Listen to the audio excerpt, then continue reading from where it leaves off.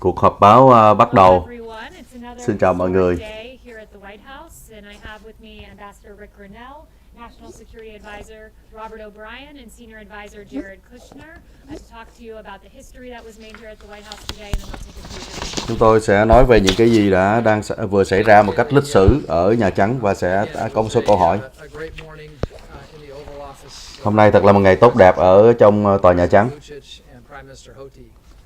We brought together through the hard work of great diplomats, primarily led by Rick Grenell, acting at the president's direction. Hôm nay thì đã có cái cuộc ký kết giữa Kosovo với lại Syria đó. Họ đã nối lại cái quan hệ kinh tế sau rất nhiều năm.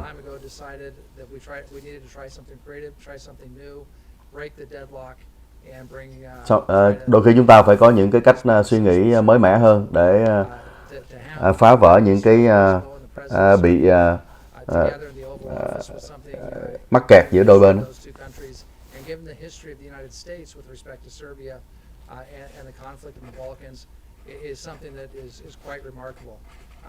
And to have this happen just in the shadow, a few days after Jared and I were on the flight from Ben Gurion Airport to Abu Dhabi International Airport, the first commercial flight between Israel and a Gulf Arab state. It shows the sort of momentum that's coming. One of the side benefits of the normalization of economic ties between Serbia and Kosovo was the establishment of diplomatic relations between Kosovo, a majority Muslim state, and the state of Israel. This is now Kosovo thì bây giờ đã có nhiều cái quan hệ với lại Do Thái và những cái nước khác.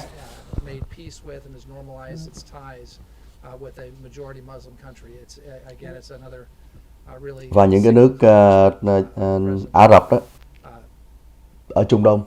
The fact that this has happened on the heels of a peace agreement with the Taliban in Afghanistan, that it's happened in response on the heels of last year negotiating a peace, a ceasefire between the Kurds and the Turks.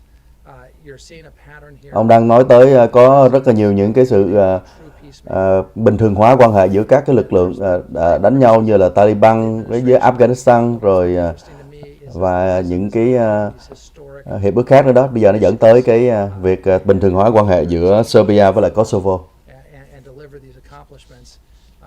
Others have even tried to take credit. I was just watching the vice president, without making a political comment, the vice president was welcoming these moves today. But these things could only happen under a Trump administration. Và ông nói là tất cả những cái hiệp ước tốt đẹp như thế này là chỉ có thể xảy ra dưới cái thời của tổng thống Donald Trump. And now we're reaping the peace dividend, and it's happened to the Balkans, it's happened in the Middle East. Giờ đây chúng ta thấy cái hòa bình nó diễn ra ở nhiều nơi như là ở vùng Ban Căng, vùng Trung Đông, vân vân.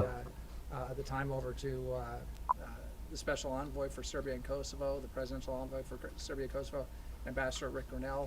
He'll have a few comments, and then we'll make ourselves available for some questions after Rick and Jared address you. Thank you very much. Bây giờ ông đại sứ ở cái vùng Kosovo sẽ nói chuyện một tí. I know there's a lot of reporters who have worked a long time in your industry, and for any reporter that has been working for more than 10 years, you will know this story. Ông nói rằng là những nhà báo nào mà đã từng làm việc hơn 10 năm là đều biết cái câu chuyện ở đây. Những cái vấn đề mà đã tồn tại cho nhiều thập kỷ. Đây là một trong những cái câu chuyện rất tốt. Tôi không có muốn đòi hỏi nhiều, quý vị hãy cứ nhìn vào cái dữ kiện thôi là thấy. Cái này là đã làm việc, chúng tôi làm việc một cách rất là tích cực để mới có thể dẫn tới kết quả tốt đẹp này.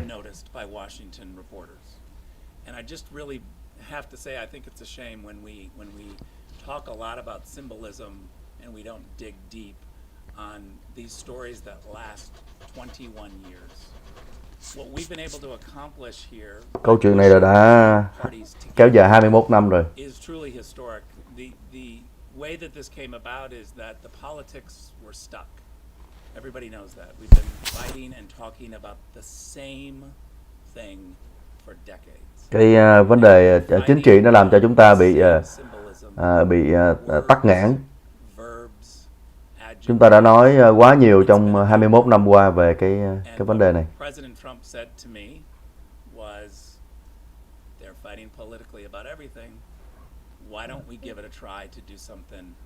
Tổng thống Trump có nói với tôi rằng là họ cứ đấu tranh với nhau chính trị hoài à. Cho nên bây giờ tại sao chúng ta không thử hành động coi như thế nào? The economics. That proved to actually be a formula that they were eager for. No one had been talking to them about this. We have an establishment foreign policy team in Washington, D.C. that literally keeps pounding the same meetings and issues over and over. I'm telling you that the only way that this agreement could have happened is from an outsider. All of the insiders in Washington said, you're not talking about recognition. You're not talking Tôi có thể nói rằng là cái chuyện này xảy ra là do cái người từ phía bên ngoài giải quyết mới có được, chứ còn những người mà đã quá sinh hoạt ở trong cái dòng chính trị của Washington là sẽ không làm cái chuyện đó xảy ra được. And see all of the details that have been hard fought negotiated that will move both economies and the entire region forward. This is economic normalization. It's a first step. I think the Europeans are going to be very happy.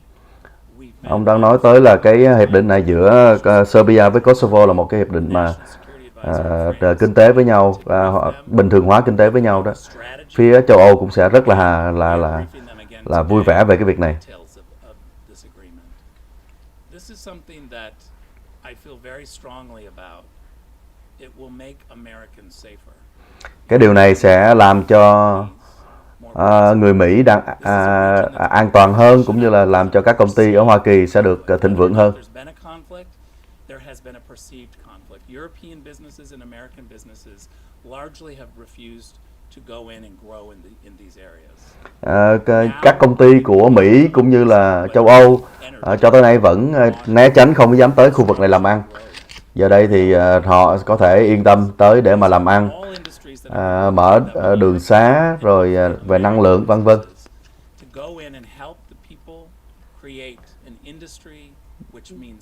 Các công ty sẽ tới đó sẽ để mà cái vùng đó để mà mở làm ăn, tạo điều kiện mở thêm công việc ở vùng đó nữa.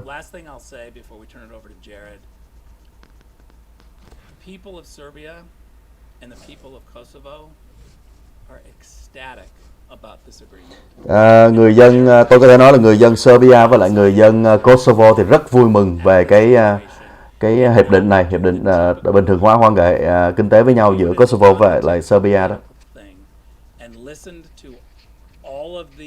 Really smart people at NGOs and think tanks here in Washington, D.C., we would not have this agreement.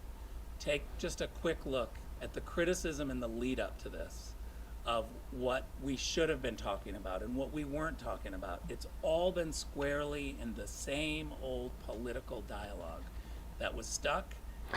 Một lần nữa anh ấy nói rằng là nếu mà cứ tiếp tục theo con đường cũ của những người mà hoạt động chính trị ở Washington đó là sẽ không bao giờ xảy ra được cái hiệp định này giữa Kosovo với Serbia, mà phải làm một cách khác biệt đi, như là dưới cái thời tổng thống Donald Trump làm thì mới có thể xảy ra cái hiệp định lịch sử này.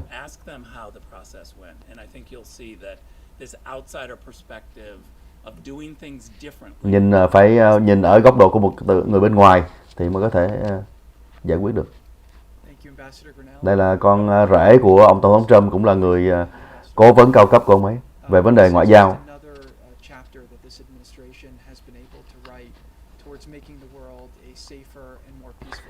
Anh nói rằng là đây là một cái chương sử mà làm cho thế giới an toàn hơn.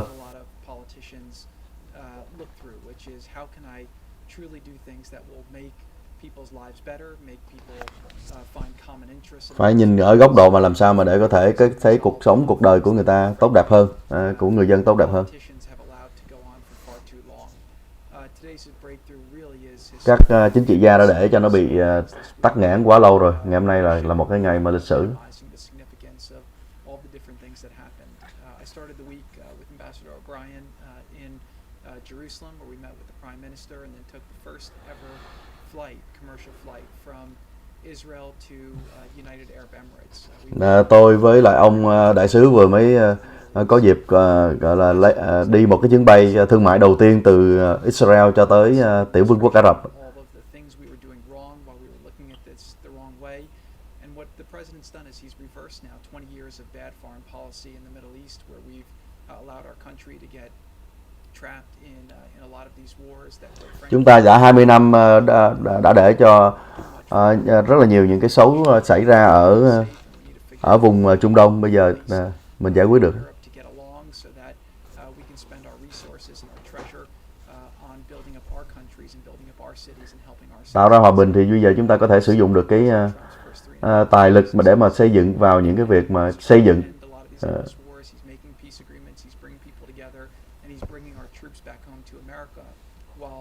Và ông ấy cũng đã đưa lập lại hòa bình và đưa các quân đội của chúng ta từ các mặt trận về trở lại Hoa Kỳ.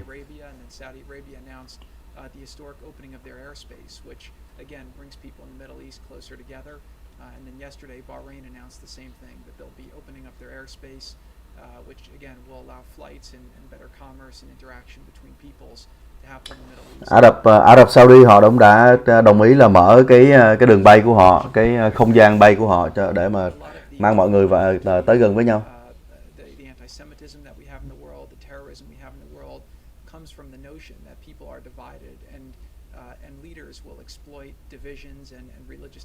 Cái vấn đề chống Do Thái hoặc là chống Ả Rập đó thì nó dựa trên cái nền tảng là người ta nói rằng là mọi người chia rẽ với nhau và các lãnh đạo của các quốc gia là coi như là lợi dụng cái chuyện này, nhưng mà bây giờ được giải quyết.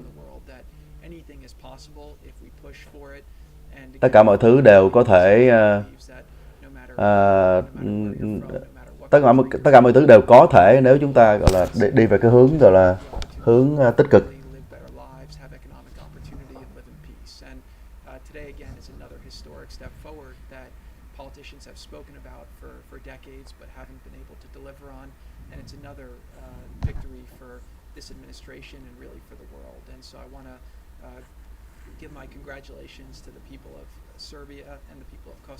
Cũng chúc mừng cho nhân dân Serbia cũng như là Kosovo về cái mối quan hệ bình thường hóa quan hệ kinh tế như thế này và cái mối lợi khủng khiếp nó sẽ mang tới.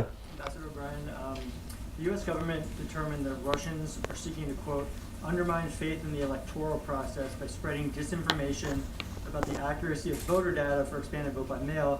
And President Trump has also said that states' voter data is not accurate, and he's telling people to not trust that their mail-in ballots are counted. So is the president helping Russia spread disinformation? Có phải là ông Trump đang giúp cho phía Nga tuyên truyền cái luận điệu của họ về liên quan tới vấn đề gửi thư bầu hay không? That are seeking to disrupt our elections. Some of them prefer Biden.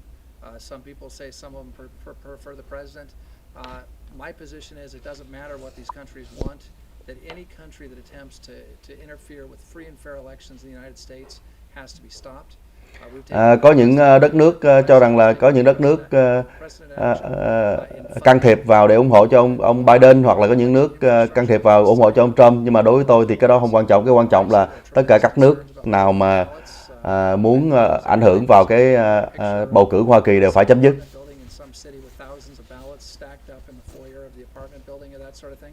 So I think there are concerns about mail-in ballots. I think that those concerns are very different than being concerned about foreign adversaries trying to influence our elections. And we've made it a red line. We've made it very clear to the Chinese, to the Russians, to the Iranians, and others. Chúng ta đã báo động đối với Trung Quốc, với Iran, với Nga, tất cả về các cái nước mà muốn ảnh hưởng vào cái cuộc bầu cử của Hoa Kỳ. Ambassador O'Brien, a question on Serbia and Kosovo, then I just have a follow-up on that. In terms of the two parties agreeing to freeze the recognition and de-recognition campaigns, how long will that last, and how important is it to the administration that Serbia recognize Kosovo's independence? So I think it's a year freeze. So that the idea of that freeze is to give the parties time to negotiate some of the political issues that are between them. And our European partners, there's a European Special Envoy Mr. Lajcik, who's involved in those talks. We're going to be supporting the Europeans in those political talks. There are a lot of issues involved there, whether it's EU membership or mutual recognition. So there are a number of issues that the Serbs and Kosovars will address. We'll support the Europeans as they address those issues. What we wanted to do in this agreement was create some breathing space for the parties to engage in those without the back and forth campaign of recognition and de-recognition. What's striking, though, is that as part of that deal, Kosovo was allowed, and I shouldn't say allowed, that Kosovo did make the decision as a Muslim majority country to normalize its relations with Israel, to recognize Israel, and to establish an embassy in Jerusalem, in the capital of Israel. And we appreciate the fact that the Serbs not taking a position on that. So although we're going to have a suspension of the de-recognition campaign and the recognition campaign, it's two sides of the same coin, for the next year, we were able to achieve, with the courage and bravery of the leaders of President Vučić and Prime Minister Houti and Prime Minister Netanyahu, we were able to achieve this, very remarkable breakthrough. Again, the second time in now a month. It took, I think, 40 years to have two Muslim majority countries recognize Israel. Now we've had two Muslim majority countries recognize Israel Ông đang nói tới là giờ đây thì càng ngày càng nhiều có những cái nước Hồi giáo công nhận cái chính quyền Do Thái.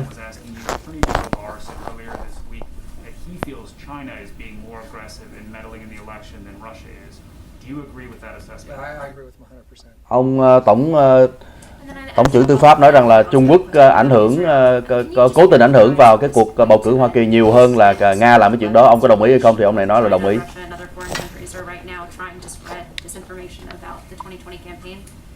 Look, it's hard to know, what impact it can have or how they're spreading things. I think some of our tech companies are doing a good job in trying to police, whether it's Facebook or Twitter, others are trying to police things in a way that they didn't before. Our intelligence community is doing a good job in trying to track these things. DHS, Department of Homeland Security, with increased funding from this administration. Ông này là người từ cơ quan an ninh quốc gia, tức là lo về an ninh mạng của Hoa Kỳ đó.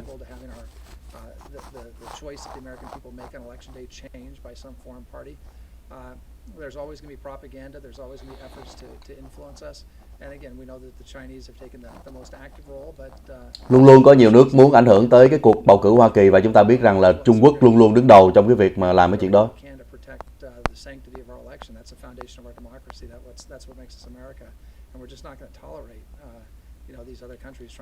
Và chúng ta sẽ không chấp nhận bất cứ cái sự can thiệp nào từ nước ngoài.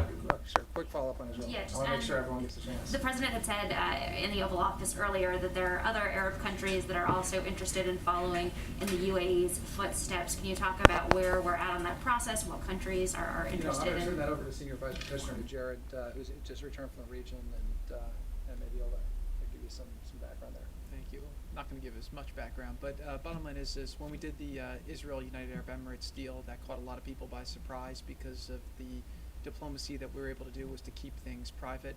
Obviously, we had some great discussions in the region, and we are hopeful that more people will want to move forward. I think a lot of the countries are quite envious of the opportunities that will now be available to the United Arab Emirates in terms of mutual investments, mutual tourism. Anh nói về cái vấn đề cái hiệp ước giữa quan hệ giữa Do Thái với lại các tiểu vương quốc Ả Rập đó, thì giờ đây thì nhiều nước muốn tham gia vào cái quan hệ đó, tại vì nó đem lại rất là nhiều những cái lợi lộc về vấn đề làm ăn.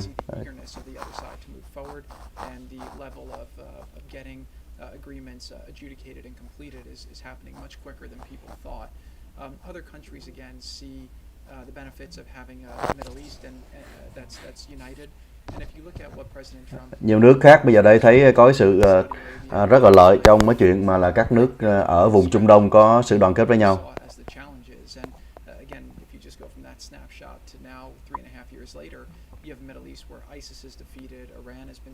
So sánh với 2-3 năm trước thì cái Trung Đông hiện nay bây giờ rất là an toàn hơn rất là nhiều.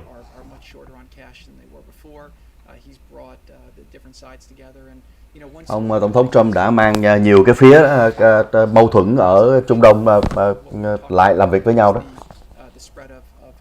terrorism through the internet, and then also the funding of terror groups. And President Trump on that first trip set up two different organizations in Saudi Arabia. One was the Counter-Terror Finance Organization that unified a lot of the Middle Eastern systems with our Treasury Department, and we got more transparency than we've ever had. That's significantly reduced the amount of funding that's gone to terror groups over the last 3.5 years. Ông đã làm được nhiều cái vấn đề liên quan tới minh bạch về vấn đề cung cấp các cái nguồn cho phía các nước ở Trung Đông đó, và do vậy là đã giảm được rất là nhiều những nguồn tiền mà lại rơi vào tay của bọn khủng bố. Có rất nhiều những cái thay đổi ở Trung Đông hiện nay.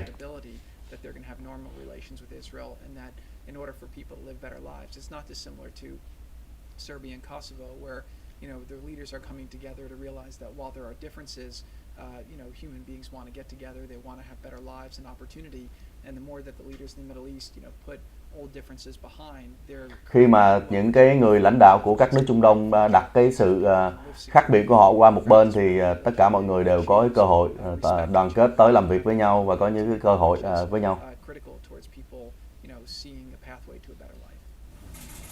Và cuộc đời của mọi người sẽ tốt hơn.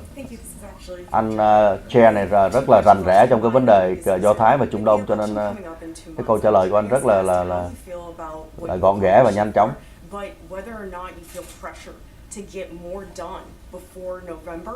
And secondly, because I know you would have been part of these conversations at the time, I do want to ask you about that Atlantic report that we saw today, and how in a 2018 planning meeting for a military parade, the president reportedly said he didn't want amputees there. He said nobody wants to see that. Have any of you, but particularly you, ever heard the president talk like that? The answer is no. Look, what I find in Washington is strange is sometimes you'll have a couple unnamed sources, and then the media treats that as a panacea.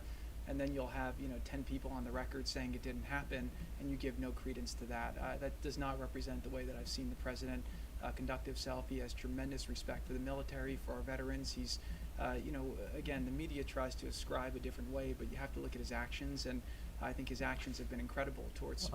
Anh đang nói tới vấn đề là các cơ quan truyền thông đánh giá vẽ ra một hình ảnh ông Trump không đúng liên quan tới vấn đề quân đội Hoa Kỳ, nhưng mà cái chuyện đó không có đúng. You can't just come in, wave a magic wand, and make impossible deals happen, right? People, describe peace in the Middle East as something that's it's less a deal than more of a saying for what is impossible, and it's taken a lot of building blocks that had to be moved, a lot of. Anh nói về cái việc mà phải làm rất là nhiều thứ mới có thể đem lại cái hòa bình cho các nước ở Trung Đông. Rất là nhiều những cái cần phải làm. Create a different course, and each one along the way, you've had people like the magazine you mentioned before criticizing his foreign policy, saying it wasn't strategic, it didn't have a plan.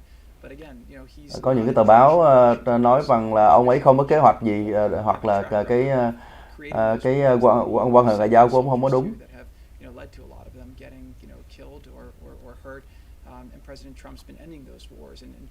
Ông Trump đã chấm dứt được nhiều cuộc chiến ở Trung Đông và mang lính về lại Hoa Kỳ. Và cái chuyện này không có liên quan gì tới cái chuyện mà gọi là bầu cử cả, mà là đây là cái thời điểm mà Tổng thống Trump những cái nỗ lực của ông ấy đang trở thành hiện thực.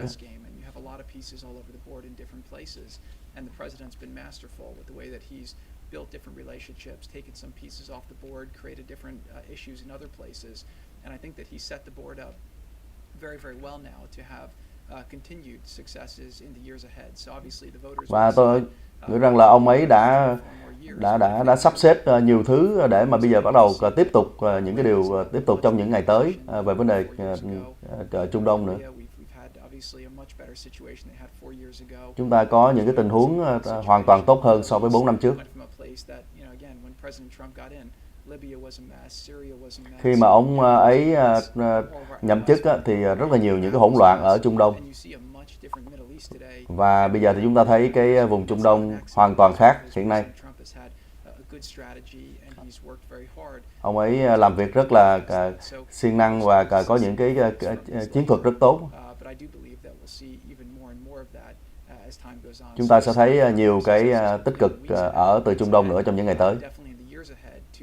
take President Trump's America First foreign policy, where he's making trade deals for the first time that are endorsed by our workers and our labor unions that are bringing jobs back home.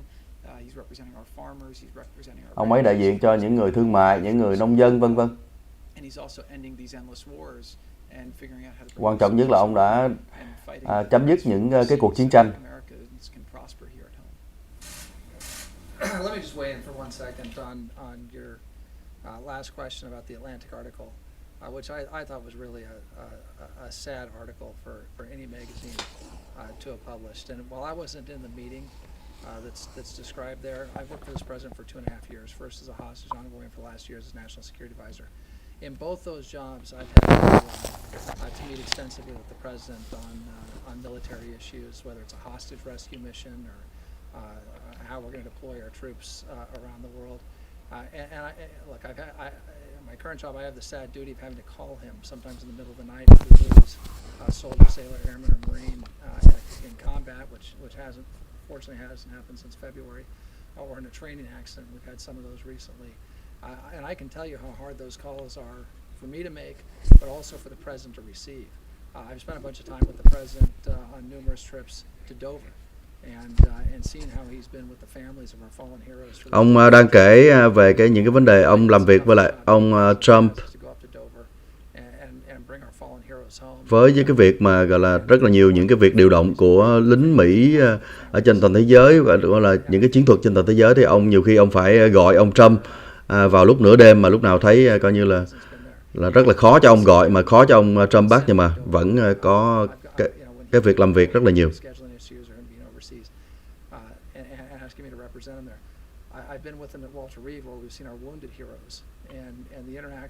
Ông đang nói là những cái chuyến đi, những cái công tác làm việc mà ông đi với lại ông Trump liên quan tới vấn đề quốc phòng. Sometimes we have to discuss military options for some of the foreign policy and national security issues that we face. The president will ask me, is there a way that we can do this without sending U.S. soldiers or sailors or Marines or airmen into harm's way? Có những cái lúc mà tổng thống hỏi tôi là có cái cách nào giải quyết vấn đề mà không cần phải đưa quân lính tới, không cần phải đưa lực lượng quân đội tới để mà không có tạo ra những cái sự chết chóc hay không.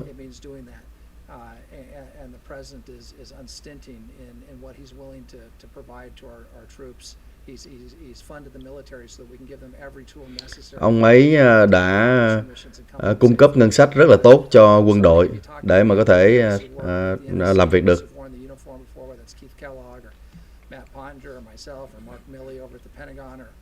Or those that spend a lot of time with the president, especially when military matters are discussed, when our current military personnel, our troops are discussed, our veterans are discussed.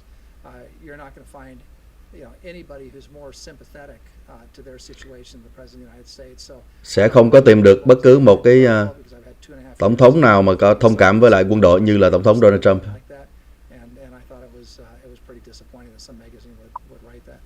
Tôi rất là thất vọng về một số những cái bài báo viết không có đúng về cái quan hệ của ông ấy với lại quân đội. Yeah, so one of the things that we do constantly is we respond to forces. We're operational security, OPSEC is critical to us anywhere our soldiers, sailors, airmen, or Marine operate, whether it's in a maritime environment, on land, in the air, and we do see aggressive behavior from the Russians. We've seen that with some of the intercepts that we've seen it over the past. Câu hỏi này, cái câu trả lời liên quan tới cái vấn đề mà đụng chạm giữa Hoa Kỳ với lại Nga-Xô, Liên Xô, Nga. But I can tell you that American forces have rules of engagement designed to protect them, to allow them to defend themselves.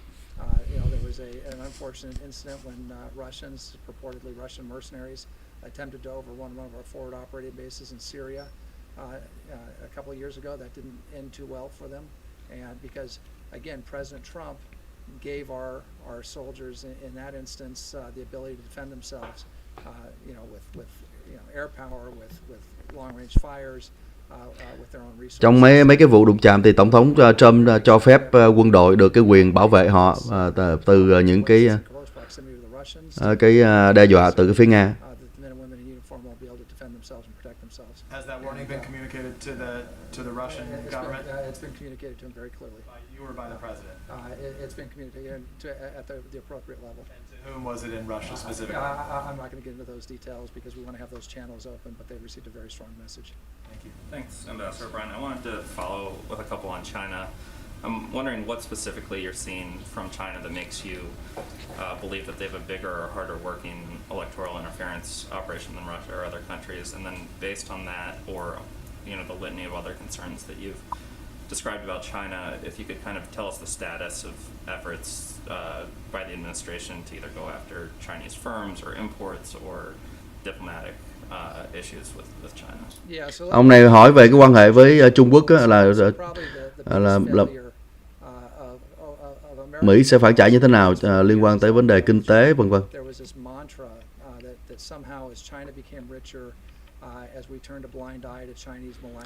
Khi mà chúng ta nhắm mắt lại thì hiện nay Trung Quốc đã trở nên giàu có và đã ăn hiếp những cái nước xung quanh. As it became richer and the middle class in China grew, they'd become more like us. And we always want to believe that everyone wants to become like us, that they become more Western, more democratic. In fact, all the opposite occurred. China's chúng ta tưởng rằng là chúng ta nhắm mắt lại để Trung Quốc giàu lên thì họ sẽ tạo ra cái tầng lớp nhà giàu, thì họ sẽ phương Tây hóa, họ sẽ tốt như chúng ta, nhưng mà không phải, toàn là ngược lại không à. Vấn đề nhân quyền vẫn tệ hại, vân vân. Theft of intellectual property has gotten so bad that Christopher Wray, the director of the FBI, recently called it the greatest wealth transfer in human history was the theft by the Chinese of our intellectual property. Now, that's not just an abstract concept. Okay? That's sweat equity. That's American innovators. That's people that have put their whole life into dreams. People who've invented things in their garages. People who've built companies. Và ông nhắc tới quá nhiều những cái sự mà ăn cắp tài sản trí tuệ của Trung Quốc đối với Hoa Kỳ.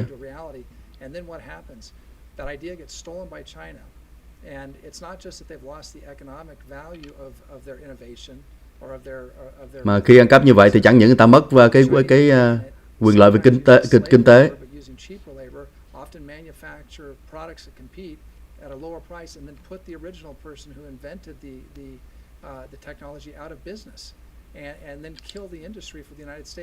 Và khi họ ăn cắp như vậy thì họ đem ra sản xuất với giá rất rẻ, rồi từ đó họ giết chết luôn chính cái người mà sáng chế ra cái sản phẩm đó từ Hoa Kỳ.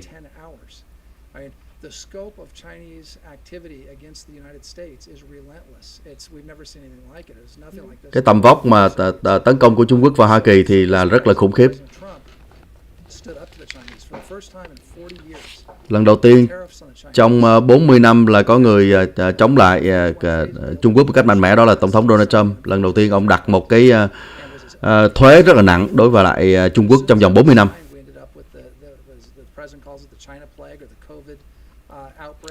Rồi tới khi mà có đại dịch thì ông ấy nói rõ rằng là đại dịch của Trung Quốc á.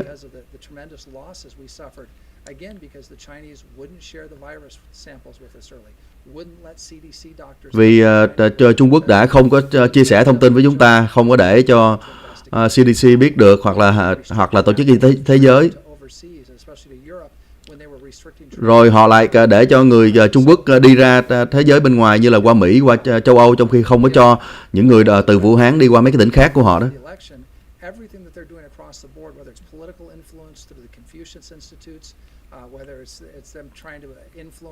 Họ muốn ảnh hưởng rất là nhiều thứ tới Hoa Kỳ, trong đó có kể cả những cái viện Khổng giáo lập ra rồi nữa.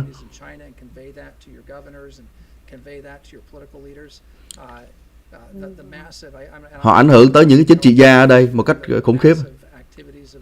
Rất là nhiều những cái hoạt động của họ. Một cái điều khủng khiếp mà chúng ta phải đối diện với họ. Tôi hy vọng Tổng thống Trump không phải là người Tổng thống cuối cùng mà cứng rắn với lại Trung Quốc.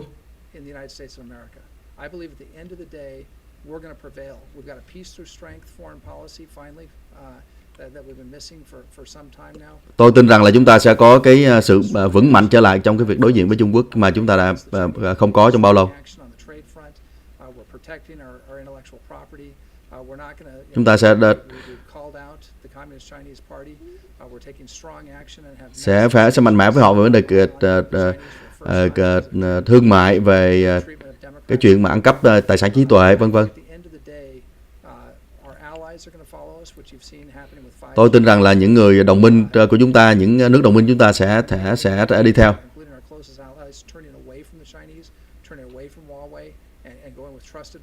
Và đã xảy ra cái chuyện đó, họ đã từ chối Trung Quốc và đã từ chối cái công ty Huawei. Is an attractive message not just to our allies, but to even people within China. So, I'm confident in the future, but I'll tell you, this is a challenge. It's a heck of a challenge. But I'm convinced that under President Trump's leadership, the American people are up to the challenge.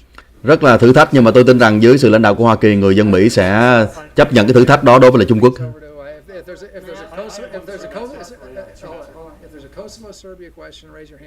Nếu mà có cái câu hỏi liên quan tới Serbia, Kosovo thì hãy giơ tay lên. Actually, I appreciate you calling on me, but this question may be more appropriate for Rick or Jared in the sense that they deal with both policy and politics. And if I may, as you know, in 1992, President George H.W. Bush ran for re-election largely on his foreign policy successes, and Americans largely rejected him for a second term. What makes you think, based upon the announcement that you made today regarding Kosovo and Serbia, the announcement that came out just a few weeks ago regarding Israel and the UAE. Câu hỏi này là có thể là khá là thâm độc đó. Ông nói là năm 1992, Tổng thống Bush đã cho thấy rằng là thành công trong cái vấn đề đối ngoại, vẫn thua. Thì ông có nghĩ thế nào về cái chuyện mà những cái tuyên bố về vấn đề thắng lợi ngoại giao ngày hôm nay, thì cho rằng là người dân Hoa Kỳ sẽ bầu cho ông Tổng thống Trump thành công?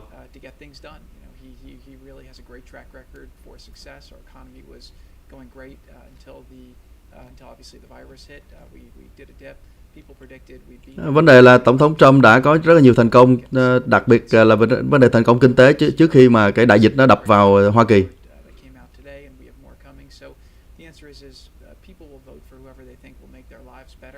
Vấn đề là người Mỹ sẽ bầu cho những cái gì mà làm cho cuộc đời của họ sống một cách thoải mái hơn. Còn Tổng thống Trump là chỉ có là đơn giản là ông làm những cái điều đúng thế thôi.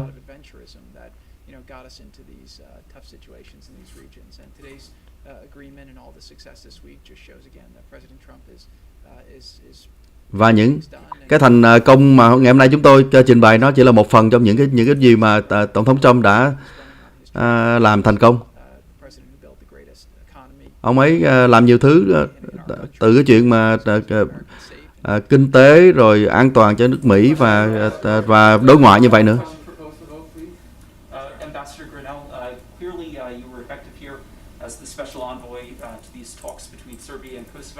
But I wanted to ask you about another initiative you led. Last year, you kicked off the Trump administration push to decriminalize homosexuality. Yeah, I'm going to just talk about Kosovo and Serbia. I don't know if you can find it on a map, but this is atrocious.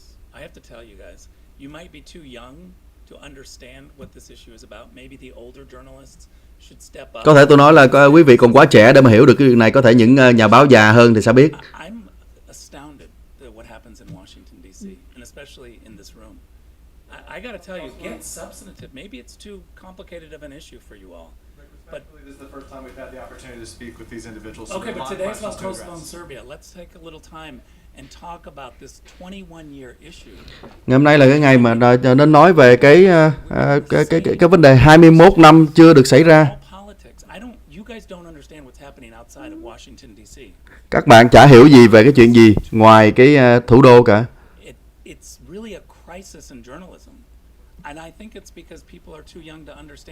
Tôi nghĩ rằng là thật là tai họa, và tôi nghĩ rằng là tại vì các bạn quá trẻ để mà hiểu được những gì ngoài thủ đô Washington đối với các nhà báo như các quý vị đó. There was some ambiguity as to whether that is what the deal is about. And what do you mean by full? Well, that's the question for you. No, it's a question for you. What's your definition of full? This is economic normalization for whatever the two. Một cái hiệp định rất là tốt như thế này mà các nhà báo đang cố tình gọi là nói những cái điều tiêu cực về nó, cho nên là cái ông đại sứ này đang phản trả lại đó. Is that fair? No, I think it's incredible economic normalization. Air, rail, motor, opening borders, Ông nói rằng cái a whole bunch of cái lợi lộc về kinh tế của cái hiệp định này rất là tốt, rất là nhiều. say wasn't the one who negotiated what's outside of economic normalization that's not included here? You tell me. Genuinely asking so that we can write our stories accurately. Yeah. Do we say that they I would have say achieved it's an economic economic normalization. normalization deal? Changed then- from, a few months ago when they pulled down the tariffs to today. What is the substantive Have you read difference? the agreement? You haven't put the agreement out. It's out. Có hỏi mà không có đọc cái hiệp định. Ông này hỏi đọc hiệp định chưa, nói chưa đọc. The political sticking point of why we couldn't have the parties come together. The Serb side was not going to even start negotiations when there's a 100% tariff from the Kosovars. The substantive thing that changed today. There's a whole bunch of stuff that changed today in terms of economic development, in terms of identification for even some political problems that are going to be resolved. I would really refer you to look at the entire agreement. Tôi đề nghị anh hãy đọc cái hiệp định đi để thấy được những cái sự thay đổi cái hiệp định. Diplomas. If you were trained as a nurse in Serbia and your degree was from a Serbian university, you couldn't get a job in Kosovo because you weren't qualified. You didn't have the proper certificate. That now with this agreement goes away. I think that's economic normalization for people who have certificates in. Nhờ cái hiệp định kinh tế này là hai phía bây giờ Kosovo với lại Serbia rất là có nhiều cái lợi với nhau. Ông đang dẫn chứng ra rất là nhiều. Because they didn't have the proper career credentials, and this agreement completely will recognize all diplomas from universities from either side. I'll give you one more example.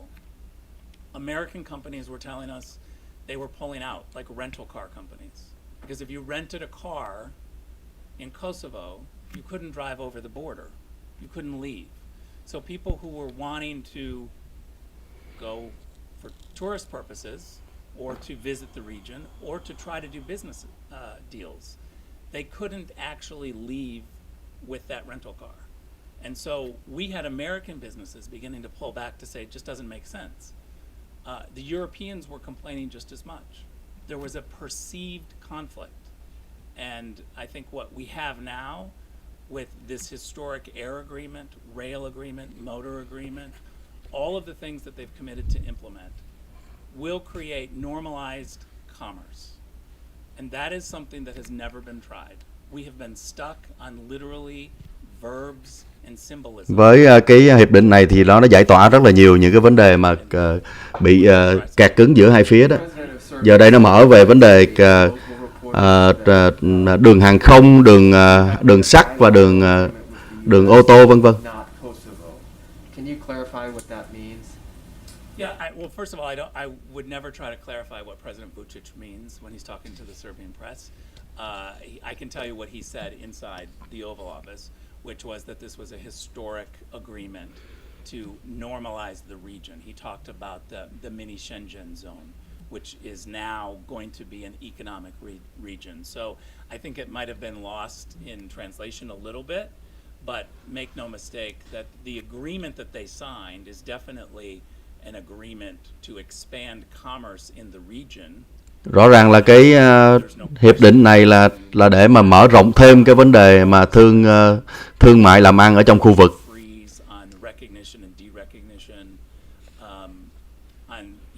Hai phía công nhận lẫn nhau. US Department of Energy study that will take place on a lake that is largely in Kosovo. A portion is in Serbia. We're going to do a feasibility study to figure out what kind of jobs can be created in around. Và chúng tôi sẽ làm những cái nghiên cứu coi là từ đó là những công việc gì có thể được tạo ra từ cái agreement đó. Or did they sign an agreement with the United States? They signed an agreement to work with each other. they didn't. They did not sign with the United States. We're not a signature. President Trump signed something. We watched him. Yeah, correct. What did he sign? What did he sign? He signed a, how would you describe it, basically a letter acknowledging that they are going to work together and do this agreement. Maybe it's easiest to ask this way. Can you just lay out very specifically what each gentleman signed today? What was that? They both signed agreements to work together to normalize their economic and commerce relationship. Agreements are not the same, right?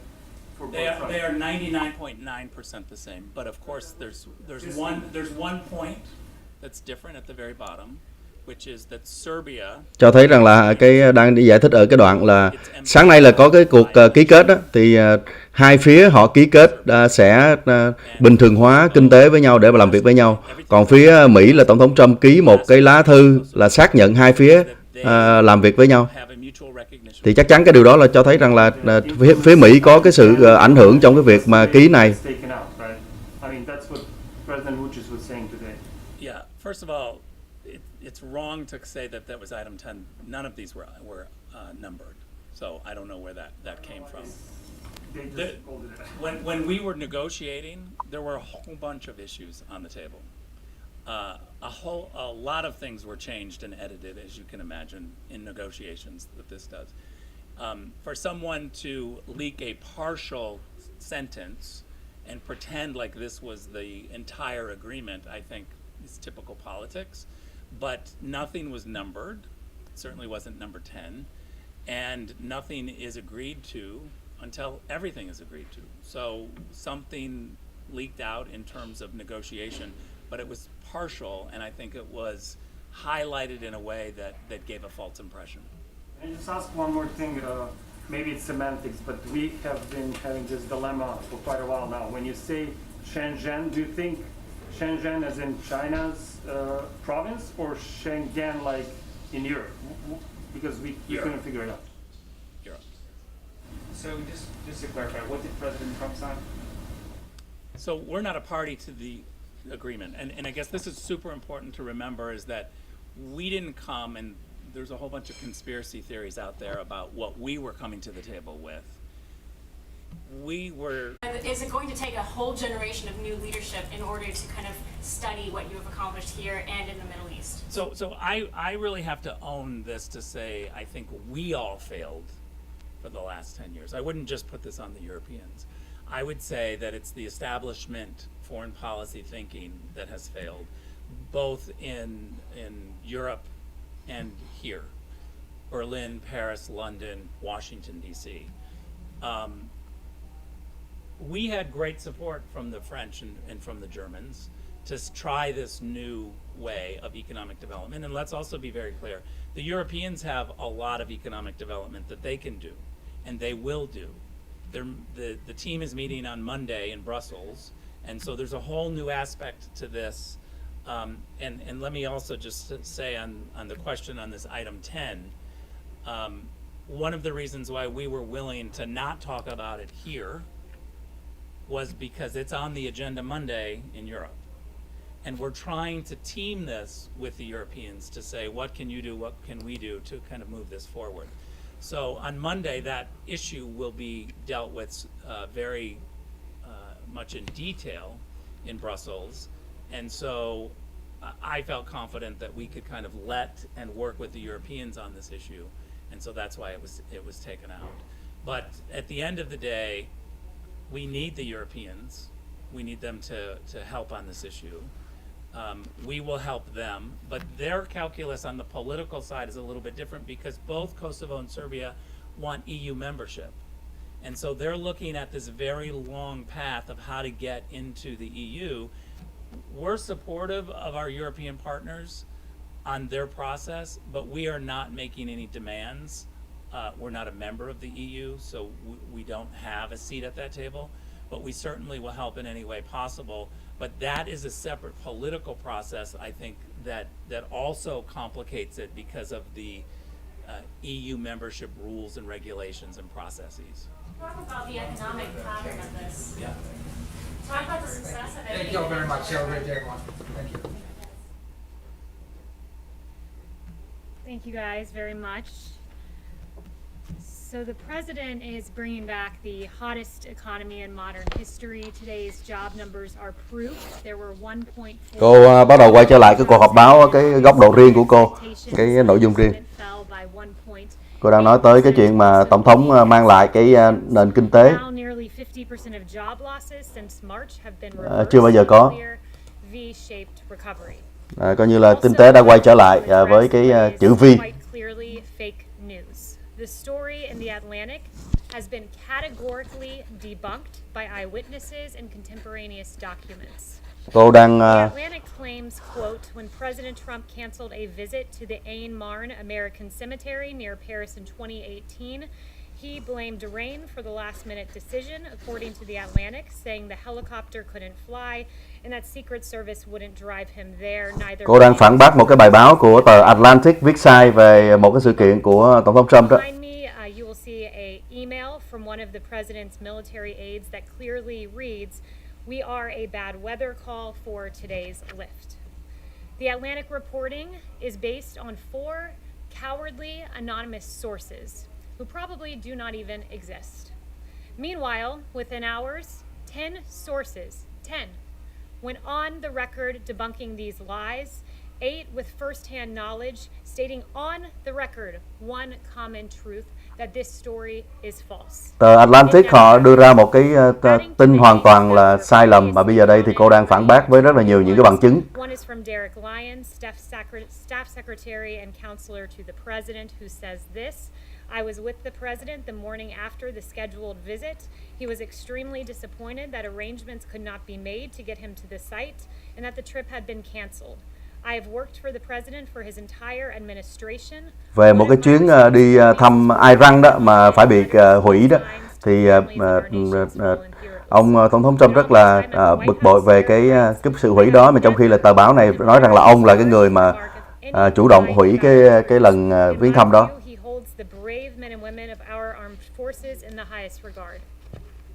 I also bring to you today another quote from a former member of this administration, Dan Walsh, Deputy Chief of Staff, former Deputy Chief of Staff, who is also a retired military officer. I got off the phone with Dan just before coming out here, and he wanted me to share with you all.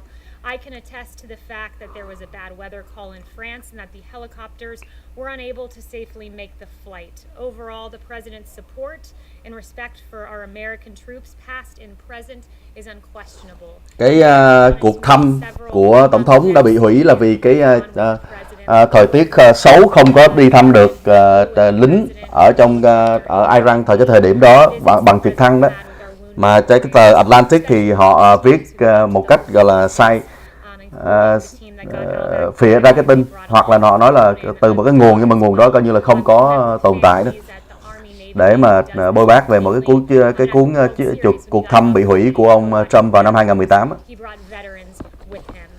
And I can tell you from what I've seen from this president, I have heard him describe his visits to Walter Reed in detail, and the angst he has had, and the compassion he has had, and the hurt he has had viewing these warriors who have been absolutely injured in the line of duty and are courageous heroes. And I've heard him recount how meaningful those visits are. Những người nhân chứng nói rằng là ông ấy rất là thất vọng và không đi thăm được những người lính bị thương vào cái thời điểm đó. I want to go out there and I want to talk to our World War II veterans. This is America's greatest generation, and the president holds them in the highest of regards. Cái bài viết đó có thể nói là cố tình để mà tạo cái ấn tượng xấu cho It's because the liberal activist at the Atlantic lính đối với lại tổng thống Trump. Interested in peddling conspiracy-laden propaganda. Because here is the one truth: no one, and I mean no one, loves and cares for our servicemen and women as much as President Donald. Không có ai có thể yêu lính.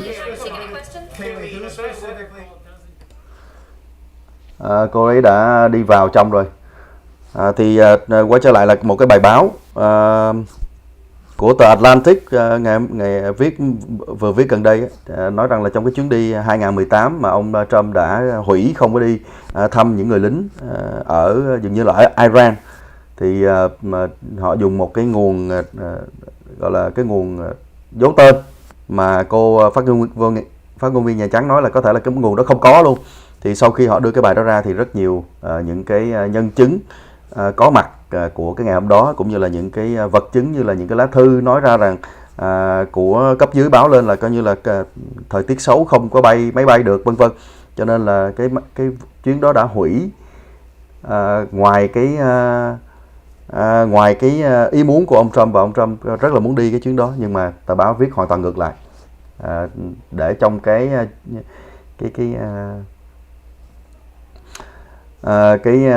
gọi là cái mục đích là để chia rẽ ông Trump với lại phía những người trong quân đội đó, để là ông có thể bị mất phiếu của phía quân đội, nó một cách rõ ràng hơn là như vậy. Đó, ngày hôm nay thì chúng ta nghe cuộc họp báo liên quan tới vấn đề mà quan trọng nhất là vấn đề mà ký kết cái hiệp ước thương mại, bình thường hóa thương mại giữa Serbia với lại Kosovo, mà trong đó Hoa Kỳ có cái Hoa Kỳ tức là cái chính quyền tổng thống Trump có cái nỗ lực trong cái việc mà gọi là tạo cái sự kiện lịch sử đó xảy ra.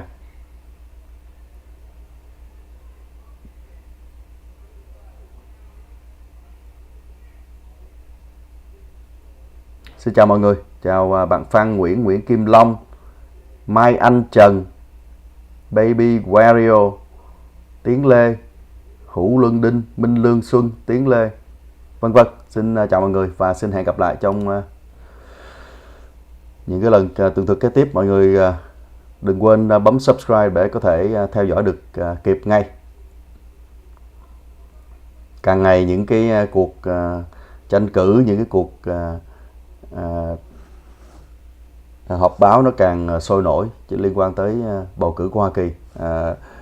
Ghi nhận được biết rằng là sẽ có 3 hoặc là 4, dường như là 4 cuộc tranh luận giữa hai phía.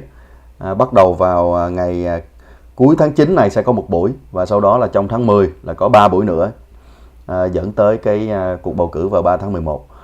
Thì là sẽ có 4 cuộc tranh cử trực tiếp giữa hai phía, ông Trump và ông đối thủ là ông Joe Biden. Chắc chắn là sẽ như là những cái buổi hết sức là sôi nổi giữa hai phía như vậy.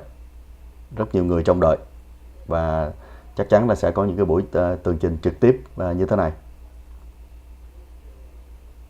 Xin chào.